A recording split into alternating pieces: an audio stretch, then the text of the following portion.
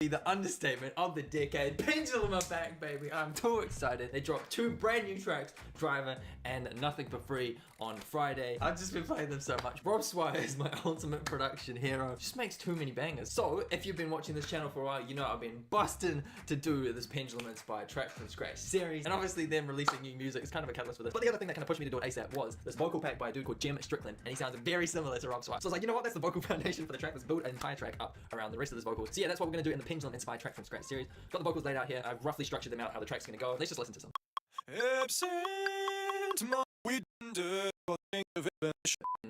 The sub bridge. So we need to get the bass line down so we can work around the rest of the track after we've done that. I came up with this very. So I like the notes that before.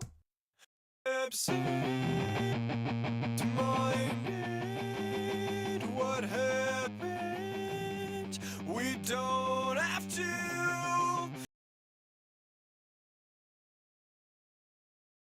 Live at the substandard. When's it over? Notice that's playing, not the playing itself, because that is trash. There's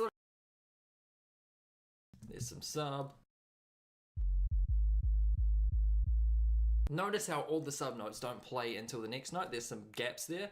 I'm pretty sure this is for like extra punch, so that's something to keep in mind in this episode. Let's change this, obviously.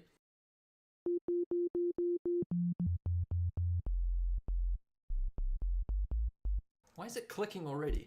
Yeah, a little bit of a punch, so we're gonna create a custom LFO. Fancy. All right, there. 50, yeah, bring it up. And that click is annoying, so envelope 1. The thing is, I don't think the sub is quite like sine wavy. It's got a few more harmonics, so I wonder if modulation can help. No. Another os, maybe square this time, and then low pass, and then a bit more distortion?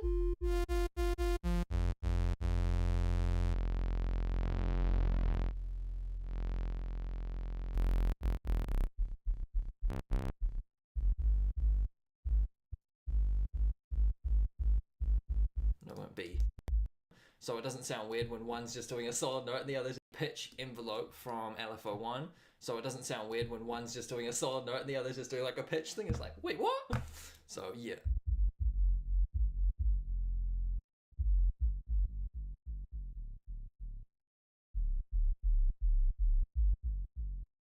Yeah, the phase was jacked. Couple here and there.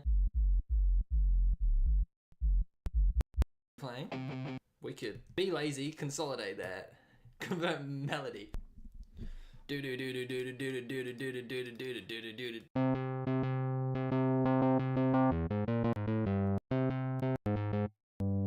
Float us into the sub channel and hope that it's not trash. Oh, that's too low.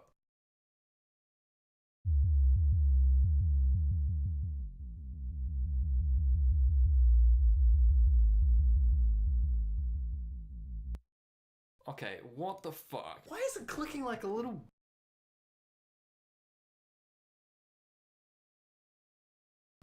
Hello everyone, thank you for joining the stream. So I just wanted to highlight something very quickly. Essentially, the tutorial that we're following is pretty solid, but one thing that you're gonna find is that the most important thing by far isn't how technical you are, how good you are at this.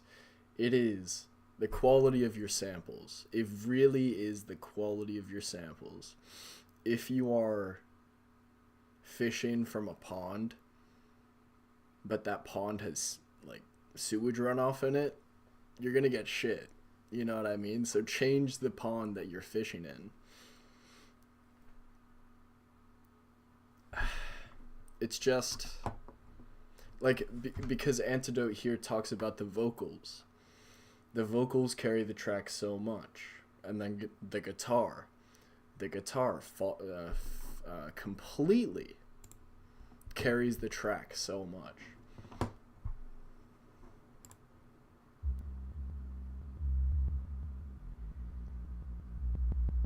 And this kind of sound design stuff is pretty cool, but simultaneously, like, I don't feel like I'm learning a whole bunch. That's why I'm skipping around a bunch. So, yeah, I just wanted to give you an insight into my thought process.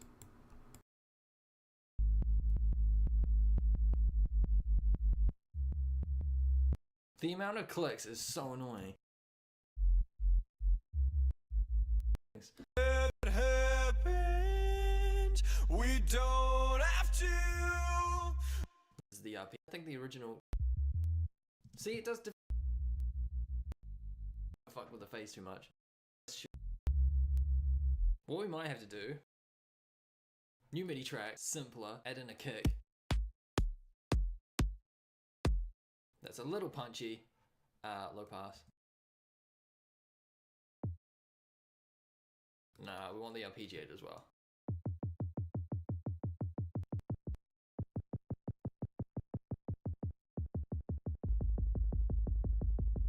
Where's the fade? Where's the fade? One shot.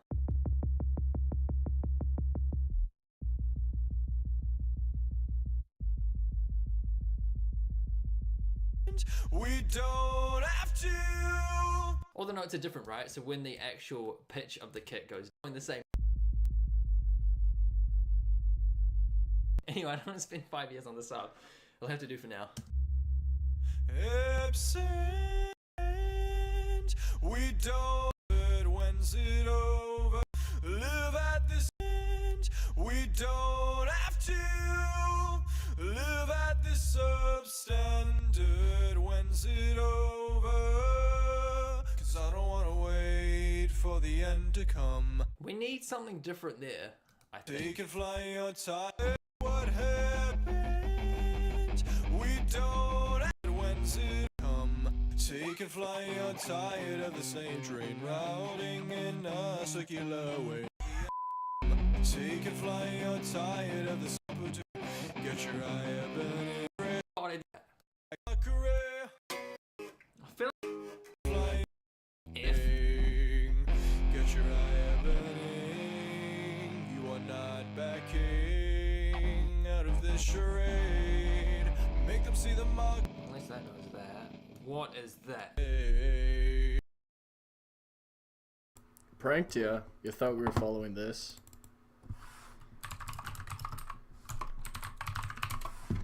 We're actually.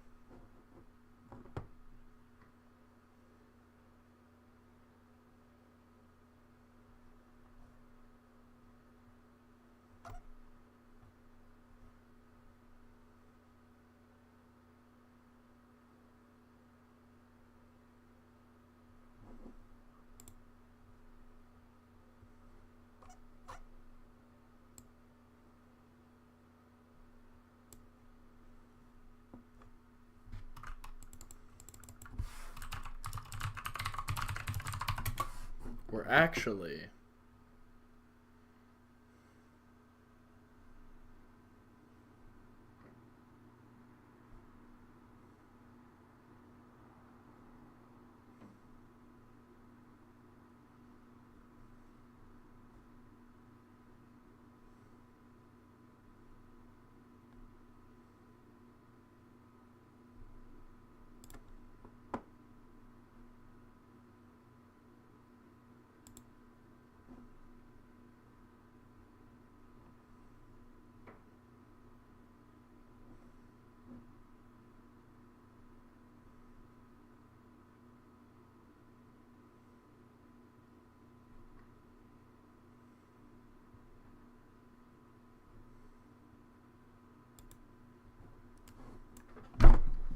Have you ever wondered how to master your drum and bass tracks properly? Welcome back to Inverse Audio. My name's Far. We're actually not doing that one.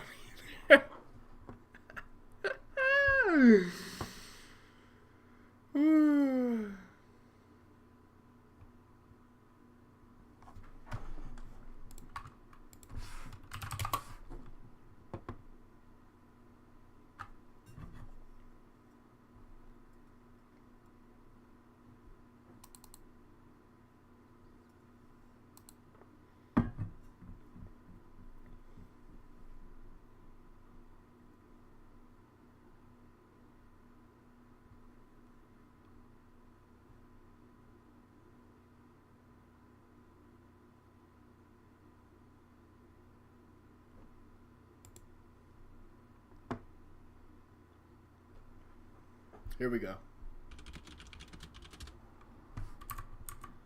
Are we live? I am not entirely sure why I'm not seeing the chat in OBS, but that's fine. I'll just open up.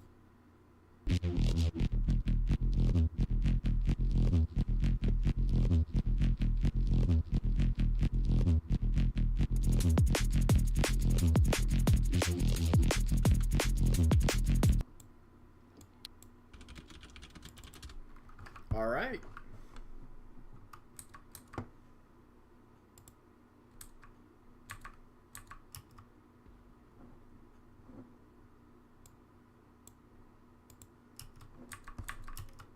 Yes, are we live? Okay, good. Welcome.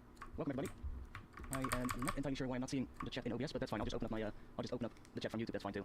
For some reason, the chat is not working in OBS, but that's fine. Okay, that's fine. Let me just quickly put up an extra little window on my other screen. Cool. Welcome, everybody. Welcome. Pick up the phone. My phone is somewhere over there. I don't want to be distracted by my phone right now.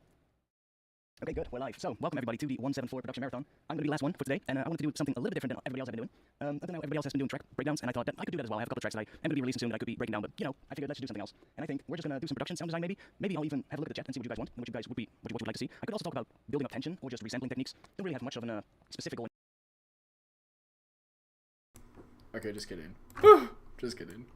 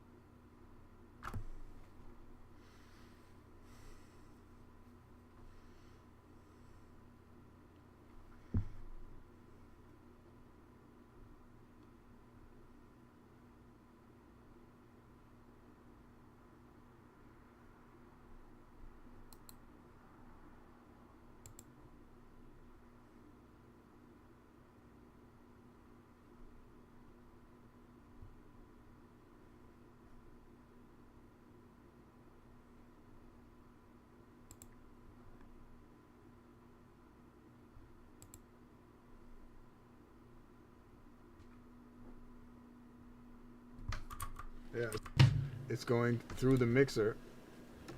It's going through a bunch of mics that are routed to different outputs. So there's that mic, overhead, and those are all going into different groups, so you can process them differently, which helps a lot. And you can set here, you can set the pitch and the envelope of it and everything, and choose the kick depending on the kit. And the same goes for the snare. Also goes through a bunch of outs. It's breaking up. So, and then I've added a little bit of a drum machine. This actually, I think this one's free. It's just a simple kick with not too much processing to emphasize the kick on the kit. And then I've grouped them up in ways that I've basically separated the direct signals and the overhead signals. So the kick and snare, direct mics, and the synth go to one group. So that's the kick. So it sounds kind of roomy, but it's only the direct signals as far as I know. So here I mix. This is where I mix the acoustic kick with the electronic one. And this is not really a good example of a typical kick I would make with this. Would have more low end, but because I was aiming for like a kind of boomier kick, you can hear that the actual the synth kick hasn't really got any sub. It's just a pop.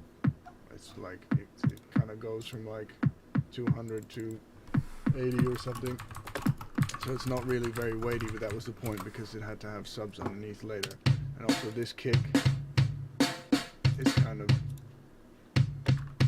yeah, it's, the distribution is a bit weird, so you have to kind of work with what you want to accent in the kick, what you want to make more powerful. And also I haven't done a very surgical approach here. It's just kind of emphasizing it a little bit.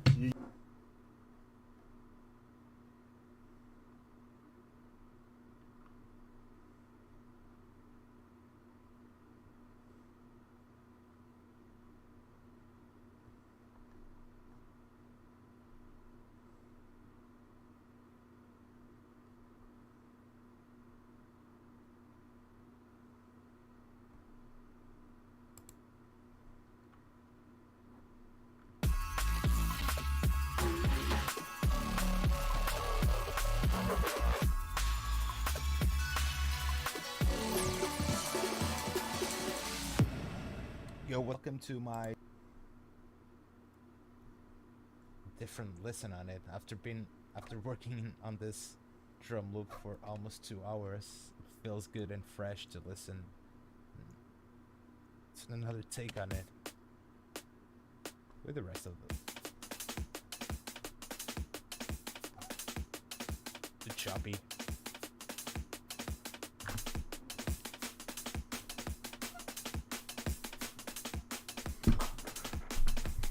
There you go. Pretty decent break. You can obviously do all this sort of stuff if you want to use it for a layer or anything else. Just make it a bit shorter. Again, another big up to the NBA guy. What he came said that track. Honestly, I don't play that too much offset. I go crazy with it, and I honestly I don't play that too. But that's something that and description below.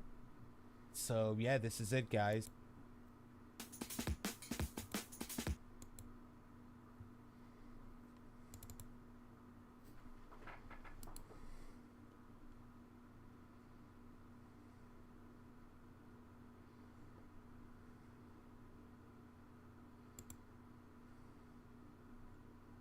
Hey guys, in today's video I'm going to show you how to make liquid or intelligent drum and bass, and this is what we're going to be creating today.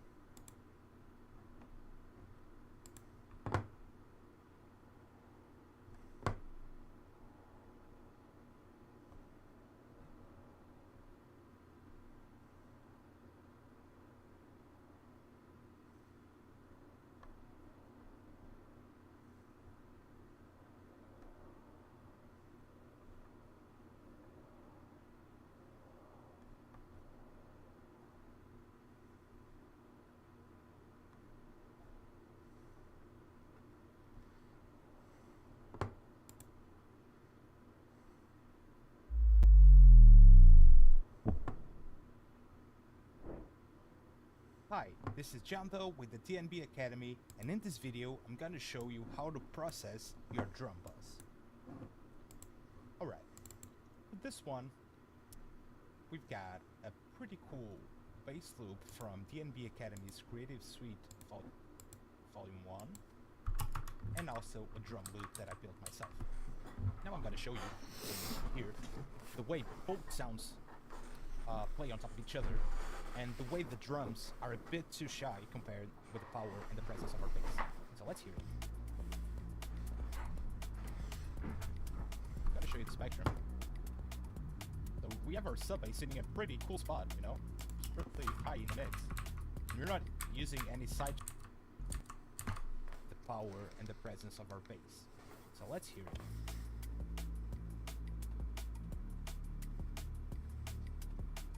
Show you the spectrum. So we have our sub bass sitting at a pretty cool spot, you know, it's really high in the mix, and we're not using any sidechain, but our drums feel a bit too underwhelming. But if we listen to them like separately, like, yeah, they sound cool, but they don't have any processing at all. Not on the kick, not on the snare.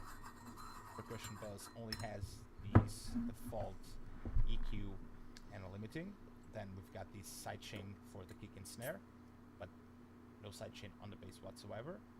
So yeah, and as you can see, all the sounds are taken from the DNB Academy's Creative Suite Volume 1 as well.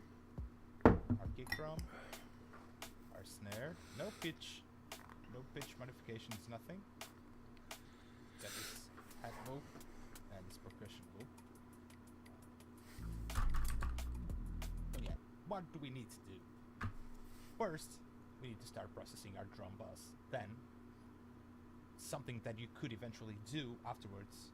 When I say eventually, I mean like you should always do is sidechain your kick and your snare with your bass. That obviously gonna lead up to a better drumming, a better sounding drums in your mix. But if you don't have any processing at all, that doesn't do anything because your drums will sound too stale and weak anyhow. So okay, let's just minimize these and let's start working on our shape. First things first, when I get my drum bus mindset in, and when I say like, okay, let's process this, first thing that comes to my mind is distortion. We need to saturate or distort the drums first, and that's usually my first step when it comes to my drum bus. Okay, so for that reason, what I'm gonna use, it's Isotope's Trash.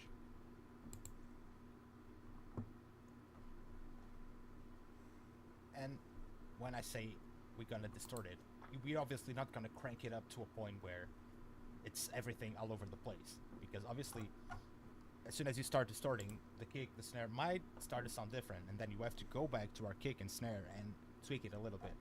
But yeah, this is the first step.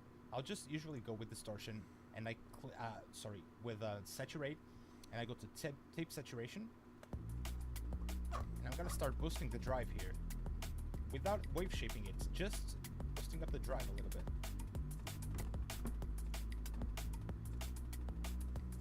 It's already something. Let's hear the difference. Alright. We might have lost a little bit of our transient, but that will be recovered afterwards with some compression. Okay. And now I'm gonna EQ it right afterwards with the Pro Q. Just gonna cut off the excess lows. So we're gonna set this around the 20 Hz area, or maybe like 30, 40, depends. I mean 30. I think somewhere around here, it's fine. And also here, so we don't have so many harsher frequencies playing here as well. So what we're gonna do, just make it somewhere around 20K. That's fine.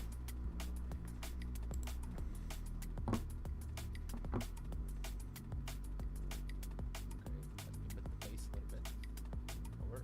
And now let's EQ our kick, because that's what happens as soon as you start saturating your drums. Your kick drum will be the first element to be affected, and you're gonna start hearing a bit of distortion and a bit of messiness on your low end.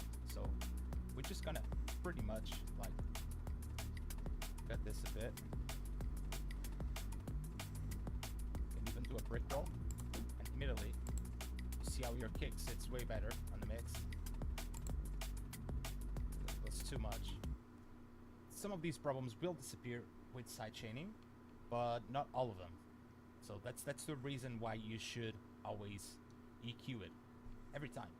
EQ is one of the best things that you can do, and sometimes don't think about it twice. Just keep EQing after you add a processing plugin. So you're always correcting all the wrong things that sometimes can happen with processing. So keep that in mind every time. So now that we got our EQing pretty much done when it comes to the kick drum,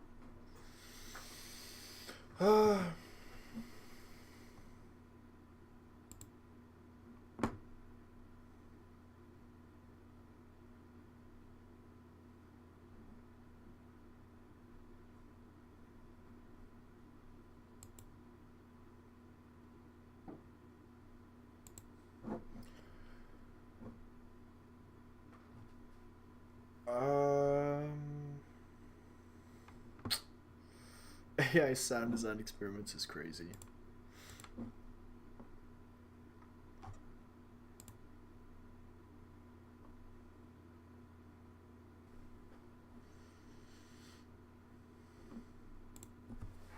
Try this one.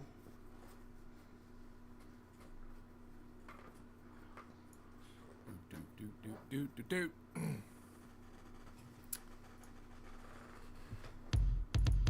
Test. This might not be close enough. Come on, then. All right. Test. I appreciate you being. It's faceless. The listless Liz. I like that. Fearless. Cool. Okay. All right. Well, the title. I titled this track from scratch like I titled my actual project files, which is what. But I guess let's do stuff. So in recent times, I have been doing kicks by way of DC fundamental phase shifting with Citrus, but I went and recorded a whole bunch of those, so I don't have to do that a lot. And I just have good old bottoms. I like that one. And then I got a rest. I got just other things we can use for tops. In fact, okay. So Kurt's kit. This is an actual drum kit I recorded in my actual studio. The guy who owned the kit was named Kurt. He let me keep it for a while, so I sampled it. Let me make that one shorter. I do want one more like big hit on it though.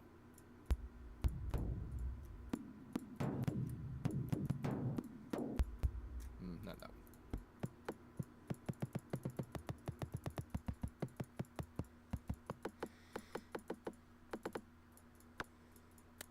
Ah, here we go. That's what I was looking for. So yeah, kind of like the clicky sound to the kick, a body sound to the kick, and then a lower sound to the kick. Checks out. I mean, heck, when you should see, I mean, okay, so this is like the third or fourth like original organizational style I have for myself. When I first started, that's absolutely what I did. I would do stuff like that, and it did not help. It definitely didn't. All right, so we got. Let's work you first. Whip, whip. Whip. Holy shit. Oh, it was time. Oh, that's wow. Oh, all right. Cause it's not centered. Am I not playing middle C? Cause it picked a time stretch. I just noticed it did that. And when I did the length maneuver, oh, that was not doing it. It was.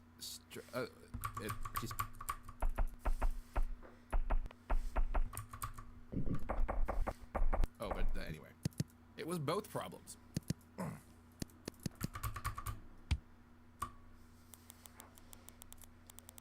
That might be too short, though. We'll find out.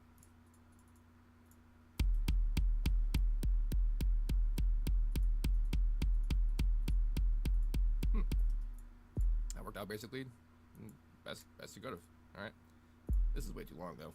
What did I use? A1, C1, C1. Probably this guy. Let's explain this naming system, huh? So what this means is I'm good. Dude, every producer has their own naming system, their own naming conventions. I remember being a kid, having a keyboard, it's a mixed bag. And just making Reese's out of sounds before I knew what Reese's were. And just sitting there listening to the sounds, annoying the absolute hell out of my parents and brothers. So, like, it was always in me just to be like that. So, maybe never. Little drum and bass pattern. Finally. Definitely not one of these. Definitely not that last one, because like, there's another one going, like a track from scratch I didn't finish, and like it's still there. And this one probably will be too.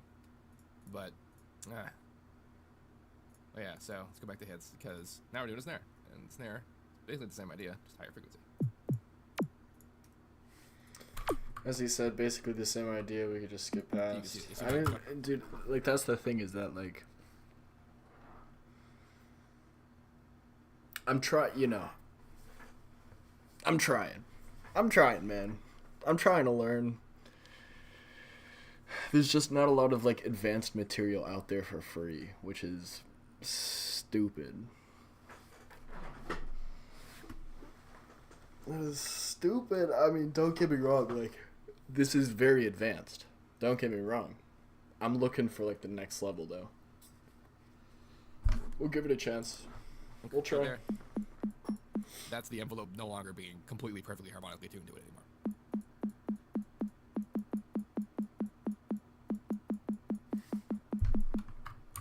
Well, we end up high passing it. Like I said, want to avoid doing that, but for the important stuff like the kick, it's not doing it, so it's not a big issue. Oh, hello, master channel. Derp. Is everybody hello this is? No, I don't think so. I guess. I tell you, the people are talking about trends and stuff in the chat, and like at this point, also, I'm getting old, like for real old, and not like I'm not 60, you know, but I'm 34, and it'll be 35 this year, and the things that are the things I like to do are old, are gone, they're not trends anymore. Like 90s breakbeat is not like it's happening, but it's not happening the same way. You know what I mean? So like it's like the things that I like doing are just not nourish body situation.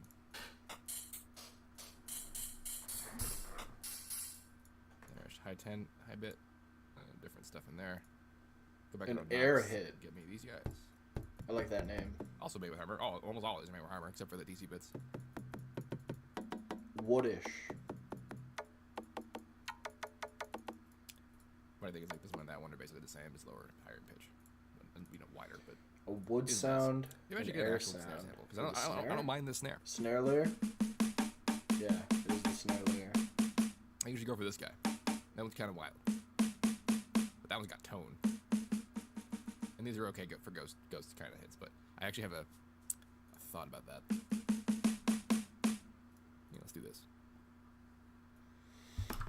Dude, can I be honest, bro? Like, listen, this is definitely gonna be a hot take, but like, I feel like